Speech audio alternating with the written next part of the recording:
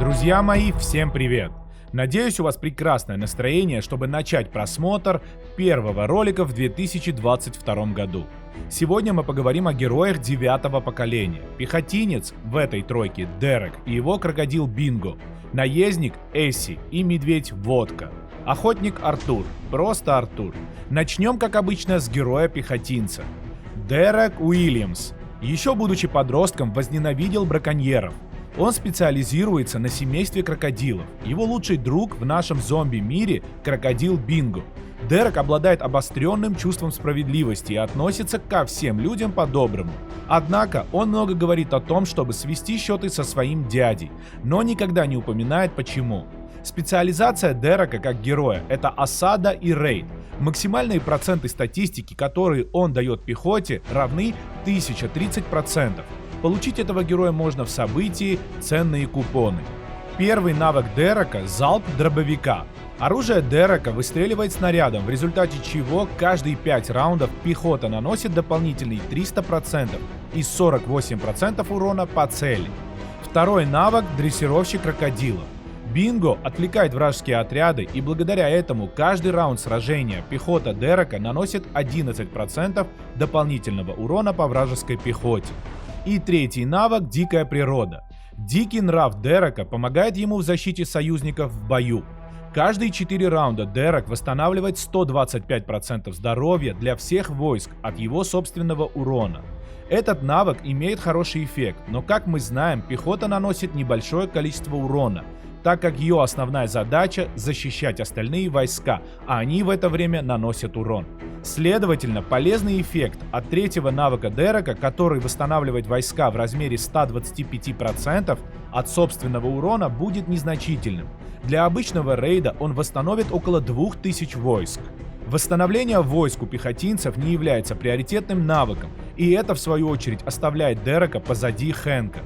Также этот герой получил 5% бонус, как вступающий в рейды герой-капитан.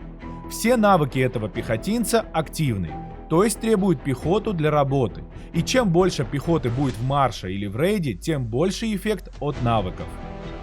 Следующий герой – наездник Инесса Петрова.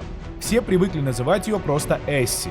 Ее отец был талантливым дрессировщиком медведей. В детстве Эсси нашла грязного медвежонка и дала ему кличку в честь любимого напитка своего отца. Маленькая девочка и грозное животное быстро подружились, а в начале апокалипсиса вовсе стали крутой командой. Специализация Эсси и Водки – это осада и патруль.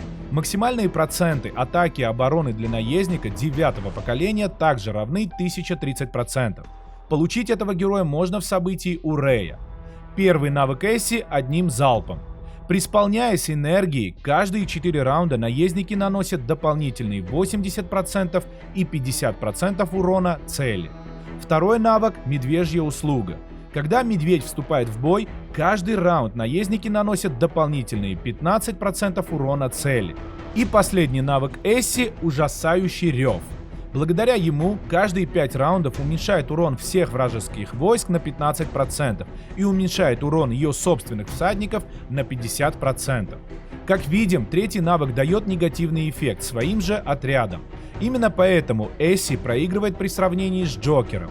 Кроме этого, на каждом 4-м раунде, когда срабатывает первый навык, отключается второй, что тоже дает негативный эффект. Все навыки Эсси активны, то есть рейды без наездников – плохая идея. Ее бонус как вступающего в рейды первого героя – 5%. И последний герой в тройке 9-го поколения – охотник Артур. Он родился с двумя особенностями – очень высоким уровнем интеллекта и болезнью, которая замедлила его рост. Он многого натерпелся в детстве из-за своего роста, но в мире инженерии ему не было равных. Его изобретения помогли ему отстоять себя и даже завести поклонников. Теперь никто не может его задирать, в том числе и зараженные. Артур подойдет для патруля и рейда. 1030% – это максимальные показатели атаки и обороны для охотников. Получить этого героя можно в событии «Кровавый спорт», «Битва штатов» и в ежедневных сделках. Первый навык Артура – удар кулаком. Каждые 3 раунда охотники наносят 24% дополнительного урона вражеской пехоте, а также 8% урона всем вражеским войскам. Второй навык – бензиновая ракета. Артур каждый раунд увеличивает урон всех отрядов на 7,5%. Третий навык — техническое улучшение. Каждый раунд Артур увеличивает урон охотников по всем вражеским отрядам на 3% и увеличивает урон союзных войск на 10%. Важно понимать, что увеличение урона по всем войскам не значит его нанесение. Урон увеличивается лишь тогда, когда первый навык наносит урон. К тому же, союзными войсками являются все дружественные войска, кроме войск данного героя. В случае с героем-охотником это пехотинцы и наездники. Еще один фактор, который дает превосходство Артуру над резонаторами Микото и Дэрилом, это одновременная работа его 3 навыков. То есть в процессе боя навыки перемножаются. Имеется в виду то, что по цели каждый третий раунд наносится следующий урон. От первого навыка 24% плюс 8%, итого 32% от первого навыка. Сюда же прибавляется урон в размере 7,5% от второго навыка и 3% от третьего навыка. Вместе все эти цифры должны давать итоговый урон по цели, равный 42%. Тем не менее, при тестировании было выявлено, что урон возрастает до 46%. Все навыки у Артура активны, не считая последнего эффекта от третьего навыка. Как и ожидалось, бонус вступающего у золотых героев выше 4-го поколения не изменен и равен 5%. На этом у меня все, друзья. За разбор навыков героев хочу поблагодарить Глеба, который играет под ником Кратос в 97-м штате. С ним и с другими опытными игроками вы всегда можете пообщаться на нашем сервере в Discord, ссылка в описании. Не забывайте подписаться на мой канал, поставить лайк и напишите свое мнение об этих героях в комментариях. Берегите себя, всем пока!